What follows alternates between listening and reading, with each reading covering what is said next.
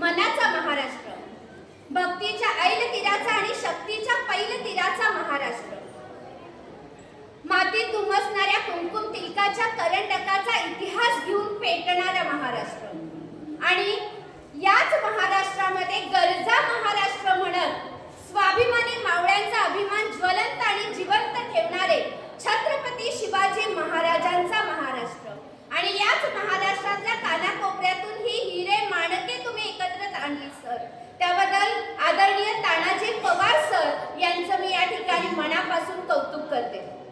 त्यांच्यासाठी आपण जोरदार टाळ्या वाजवूया. खरं तर आज आपण नारी शक्ती अवॉर्डचा कार्यक्रम साजरा करतोय, सोहळा साजरा करतोय. पण हे सगळं करत असताना मला असं वाटतं की आपल्याला काही नावं घेणं जास्त गरजेचे आहे. या जगाला शांतीचा संदेश देणारे गौतम बुद्ध तुम्हा आम्हाला प्रत्येकालाच माहित आहे, पण त्यांच्या पाठीमागे संयमाचा महामेरू म्हणून ज्या उभ्या राहिल्या त्या राणी यशोधरा.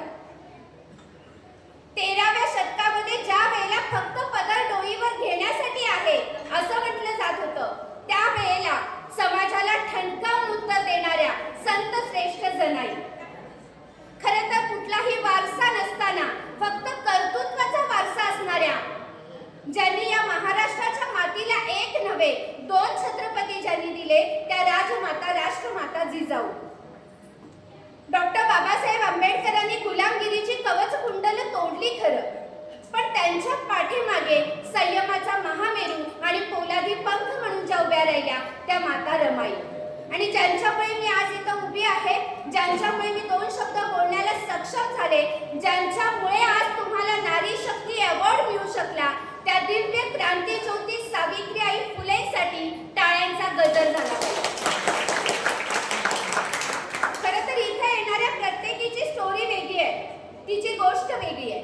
अगदी कमी वेळ मी तुमचा घेईन, कारण की वक्त्याला सर सुरुवात कशी करावी हे माहीत असलं तर तो वक्ता काही वेगळा आहे असं नाही, पण ज्याला थांबावं कुठं हे कळतं तो खरा वक्ता असतो. त्यामुळे तुम्हाला मी असं कुठेही वाटू देणार नाही की आता मॅडमने थोडं आवर्त घेतलं पाहिजे.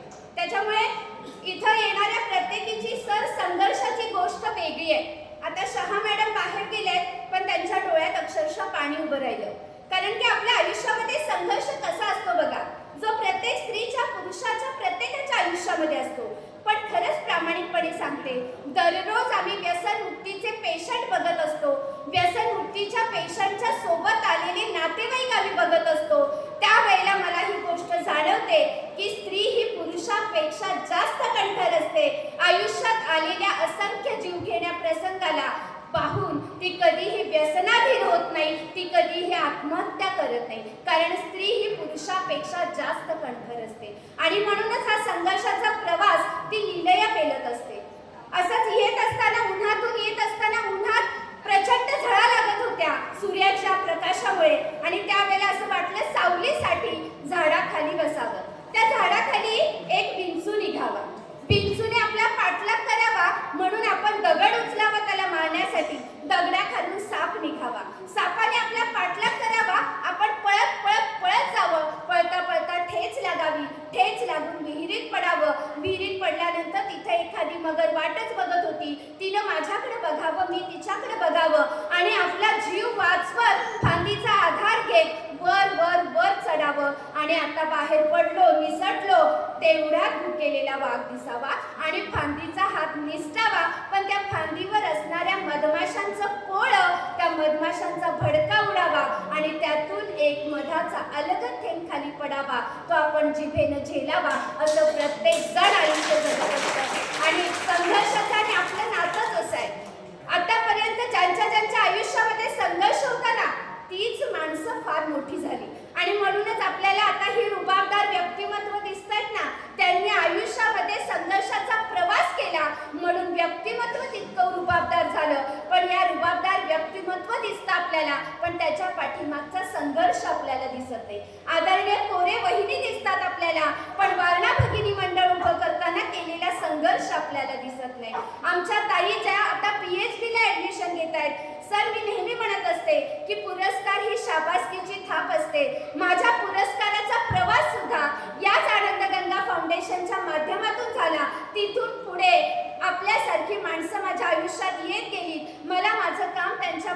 पोहोचवता आलं आणि आज महाराष्ट्र, गोवा, कर्नाटक, दिल्ली, मथुरा सगळीकडून आज व्यसनमुक्ती केंद्रामध्ये पेशंट येऊ लागले. आणि म्हणूनच हा प्रवास अविरत चालला पाहिजे. ही शाबासकीची थाप यासाठीच महत्वाची आहे कारण की प्रवास आज सुरू झालाय, संपलेला नाही आणि तो आपल्याला आणखी चांगल्या पद्धतीने स्वतःला सिद्ध करून असाच अविरत चालू ठेवायचा आहे. कारण की मला नेहमी असं वाटतं की पळणाऱ्या घोड्याचं चित्र भिंतीवर लावण्यापेक्षा, उगवणाऱ्या सूर्याचं चित्र भिंतीवर लावण्यापेक्षा सूर्य उगवण्याआधी उठावं लागेल, घोड्याच्या वेगाने प्रगती करावी लागेल. त्यावेळेला आपण स्वतःचं अस्तित्व निर्माण करत असतो आणि हे तुम्हा प्रत्येकाला कळालं म्हणून आज तुम्ही मान्यवर व्यक्ती म्हणून इथं उभे आहात. आमच्या अन्वीचं सुद्धा मनापासून या ठिकाणी कौतुक करते.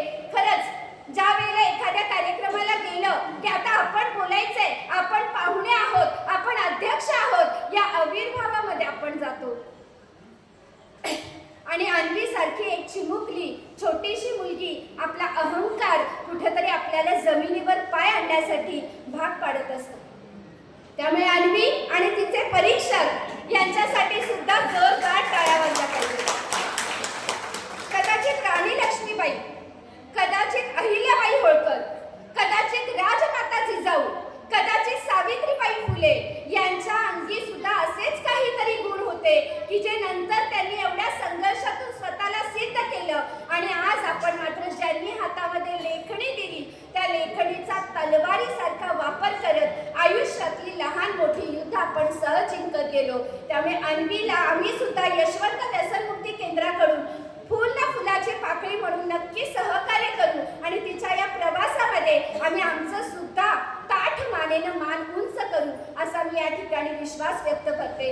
त्याचबरोबर मला असं वाटतं की आमचं व्यसनमुक्ती केंद्र आहे त्यामुळे उत्तरार्धात मी जाते की ज्या वेळेला असं म्हटलं जात होतं की आयुष्यामध्ये 5 गोष्टी सोडणं फार अवघड आहे: काम, क्रोध, मोह, माया आणि मत्सर. 5 गोष्टी सोडणं फार अवघड आहे असं म्हटलं जात होतं. पण व्यसनमुक्ती केंद्रामध्ये आपल्याला असं वाटतं की व्यसन म्हणजे फक्त दारू, तंबाखू, गांजा, गुटखा, चरस, ड्रग्स याचंच असतं, असं नाहीये. तर त्याच्याबरोबर एक असंही व्यसन आपल्या प्रत्येकाच्या घरामध्ये आहे की जे चोर पावलाने प्रवेश केलाय आणि ते आपल्यावर आता हावी व्हायला लागलेलं आहे. असं कोणतं व्यसन आहे? पूर्वी 5 गोष्टी सोडणं अवघड होतं: काम, क्रोध, मोह, माया आणि मत्सर. त्याच्यामध्ये 3 गोष्टींची वाढ झाली आहे: काम, क्रोध, मोह, माया, मत्सर. फेसबुक, व्हॉट्सअप, इन्स्टा नाही सोडवत आम्हाला.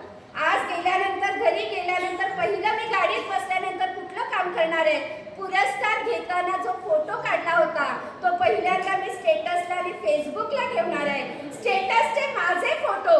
पुरस्कार मिळाल्यापेक्षाही आनंद कधी होतो? माझा स्टेटसचा फोटो किती जणांनी बघितला. तो जर कमी जणांनी बघितला तर मात्र मन खट्टू होतं आणि एवढ्या मोठ्या पुरस्कारानंतर सुद्धा असं वाटणं म्हणजे आपण मोबाईलच्या व्यसनाच्या दिशेने निघालोय असा त्याचा अर्थ होतो. आणि माझी आजी मला लहानपणी सर नेहमी सांगायची, रोज सकाळी उठलं की हातांचं दर्शन घ्यायचं. कराग्रे वसते लक्ष्मी कर मध्ये तू सरस्वती, कर बोले तू गोविंद प्रभाते कर दर्शनम. रोज सकाळी उठलं की हातांचं दर्शन घ्यायचं. पण आम्ही कशाचं दर्शन घेतो? उशाखाली ठेवलेला मोबाईल हळूच बाहेर काढायचा आणि त्या मोबाईलचं दर्शन घेतो. मग आपल्या आयुष्यामध्ये ती प्रगती होईल का? म्हणजे जे पेरावं तेच उगवणार आहे. जे आपण संस्कार स्वतः देणार आहोत ते दुसऱ्यांना सुद्धा, आपल्या लेकरांना सुद्धा मिळणार आहे. आणि म्हणूनच आज एंट्री केली सर पेठ वडगावमध्ये. टचकन डोळ्यात पाणी आलं. 2 चिमुरड्या मुलींवर अत्याचार झाला, त्यांचा खून करण्यात आला. आज आम्ही म्हणतो स्त्री पुरुष समानता आहे. इथं आमचे बरेच शिक्षक बंधू आणि भगिनी आहेत. पण मला सांगा, स्त्री पुरुष समानता खरंच आहे का? किती जणांना वाटतं आहे का स्त्री पुरुष समानता? आमच्या शाळा मॅडम सुद्धा शिक्षिका आहेत. पण स्त्री पुरुष समानता आहे की नाही याचा प्रश्न आपण स्वतःला विचारूया. कारण की एक अलिखित नियम आहे आपल्या लेकरांचा अभ्यास. आई करिअर वुमन असली तरी, आई बिझनेस वुमन असली तरी लेकरांचा अभ्यास आईनेच घ्यायचा, लेकरांवर संस्कार आईनेच घडवायचे. हा अलिखित कुठंतरी नियम आहे. आणि मग आपण पुस्तक शिकवत असताना ज्या वेळेला शिक्षणाचा पहिला धडा आपण गिरवतो त्या अंगणवाडीतलं पुस्तक कधीतरी उघडून बघा. सर तुम्ही पण शिक्षक आहात. बऱ्याच वर्षानंतर, ठराविक वर्षानंतर आजही बदललेला नाही. त्या अंगणवाडीतल्या पुस्तकातलं पहिलं पान, पहिली ओळ हीच आहे, बबन पाटावर बस, कमल त्याला वाढ. बबन पाटावर बसायचं बबनने, कमलने त्याला वाढायचं. लेकीचा वाढदिवस असला की खेळणी आणायची, बाहुली आणायची. लेकाचा वाढदिवस असला की मोटरगाडी आणायची. हे कधी चित्र आपण बदलणार? हे जेव्हा आपण अंगणवाडीपासूनच बदलू ना, आपल्या मुलांच्या मेंदूमध्ये वेगळे संस्कार आपण करू, त्यावेळेला हे चित्र भविष्यामध्ये बदललेलं दिसेल. सर, पूर्वी व्यसनमुक्तीचा वयोगट जरा वेगळा होता. 40-45 वयाची माणसं व्यसनमुक्ती केंद्रामध्ये येत होती. आता व्यसनाचं प्रमाण वाढलंय, वयोगट मात्र कमी झालाय. आमचं रिहॅब सेंटर आहे. 1 महिन्यासाठी सुद्धा तिथं पेशंट जे घरी आक्रमक होतात, त्रास देतात, अशा पेशंटला आम्ही ठेवून घेतो 1 महिन्यासाठी. तर अशा पेशंटचा वयोगट मैत्रिणींनो 16, 17, 18 आहे.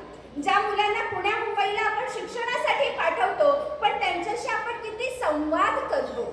आई आणि बाबा म्हणून फक्त फी भरणं एवढी आपली जबाबदारी नाहीये, तर त्यांच्याशी संवाद करणं ही आपली जबाबदारी आहे. आणि सर, तुमच्या कार्यक्रमामध्ये ही जिवंत हाडामासाची समोर बसलेली 2 प्रेरणापीठं जी आहेत, आपल्या घरातली वयस्कर मंडळी, ही आपली खरं संस्काराचं पीठ आहे. आणि ते जर आपल्याला जपता आलं तर 100% आपली मुलं कधीही व्यसनाच्या आहारी जाणार नाहीत, चुकीच्या वाटेवर जाणार नाहीत. पण सर, तुमचं मनापासून मी नेहमीच कौतुक करत असते.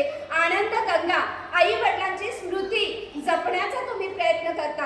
पण ज्या वेळेला सर व्यसनमुक्ती केंद्रामध्ये 2 भाऊ भांडताना येतात आणि त्यांचं भांडण आम्ही मिटवतो अशा पद्धतीनं की आईला सांभाळणार कोण, त्यामुळे मला टेन्शन येते. मग आम्ही त्यांना पर्याय दिला, 1 महिना मोठ्या बाबाकडे, 1 महिना लहान बाबाकडे तुम्ही ठेवा. तर आई बाबा तयार झाले. पुन्हा भांडणं लागली. आम्ही पुन्हा त्यांना समजवायला गेलो. कारण काय होतं, 1 महिना 30चा असतो, 1 महिना 31चा असतो. मग 31 दिवस कोण सांभाळणार? ही मानसिकता ज्या देशामध्ये आहे, ज्या जगामध्ये आहे, तिथं आनंद गंगा फाउंडेशन सारखा आदर्श तुम्ही घालून दिला, त्याबद्दल आपले मनापासून आभार. त्यामुळे ज्यांच्या घरामध्ये जॉईंट फॅमिली आहे, एकत्र कुटुंब पद्धती आहेत, ते सगळ्यात श्रीमंत माणसं इथं उपस्थित असतील तर त्यांनी जरा हात वर करा की आमची जॉईंट फॅमिली आहे. जोरदार टाळ्या वाजवा त्यांच्यासाठी, जोरदार टाळ्या वाजवा. आणि हेच मला या कार्यक्रमाच्या निमित्ताने सांगायचं आहे. संघर्षाचे अनेक प्रसंग आयुष्यात येतील, पण शहा मॅडम असतील, आमच्या मुल्ला मॅडम असतील, आमच्या वेंगुर्लेकर मॅडम असतील, यांच्याकडे बघितलं की मला असं वाटतं, असे जगावे दुनियामध्ये आव्हानाचे लावून अत्तर, नजर रोखुनी नजरेमध्ये आयुष्याला द्यावे उत्तर. असे दांडगी इच्छा ज्यांची मार्ग तयाला मिळती 70, नजर रोखुनी नजरेमध्ये आयुष्याला द्यावे उत्तर.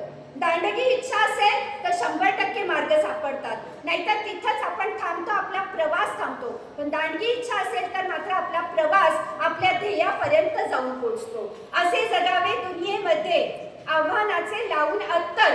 आव्हान हेच आपलं अत्तर असलं पाहिजे. आणि या दुनियेमधून जाताना देखील गहिवरी यावा जगास साऱ्या, दुनियेमधून या जाताना निरोप देताना प्रत्येकाच्या डोळ्यात पाणी असलं पाहिजे. आपण जेव्हा जन्म घेतो तेव्हा आपण रडत असतो आणि समोरचे सगळे हसत असतात. पण ज्या वेळेला आपण या जगातून जात असतो तेव्हा जर बाकीचे हसत असतील तर या जगामध्ये आपण काय कमवलं याचा विचार आपण करणं कुठेतरी गरजेचं आहे. आणि म्हणूनच ज्या मान्यवर व्यक्तींना या ठिकाणी, माझ्या मैत्रिणींना, आमचे बंधू, आणि खरं तर सगळीकडे कार्यक्रमाला गेलं तर सर मला म्हणतात की साधनाताई स्त्रीवादी आहेत. असं अजिबात नाहीये. सावित्री आई घडल्या कारण की त्यांच्या पाठीमागे ज्योतिबा होते, पहिल्यांदा लेखणी त्यांच्या हातामध्ये देणारे. आमच्या जिजाऊ घडल्या कारण की त्यांना पाठबळ देणारे आमचे शहाजी महाराज होते. त्यामुळे सईबाई घडल्या पण त्यांच्या पाठीमागे सुद्धा व्यक्तीच होते आणि हे आम्ही कधीही विसरणार नाही. ज्या वेळेला एखादा पुरुष यशस्वी होतो त्यावेळेला आपण आपली मान ताठ करून, नसलेली कॉलर ताठ करून म्हणत असतो त्यांच्या पाठीमागे एखाद्या स्त्रीचा हात होता. पण ज्या वेळेला एखादी स्त्री यशस्वी होते ना, त्यावेळेला हे किलबिल मंडळ, चिलीपिली आपली आणि आपल्या घरातली प्रत्येक व्यक्ती आपल्या पाठीमागं ताकदीने उभी असते. आणि म्हणूनच आपण आपल्या आयुष्यातली लहान मोठी युद्ध सहज जिंकत जातो. त्यामुळे आम्हाला यशवंत व्यसनमुक्ती केंद्राचा प्रवास करत असताना ज्या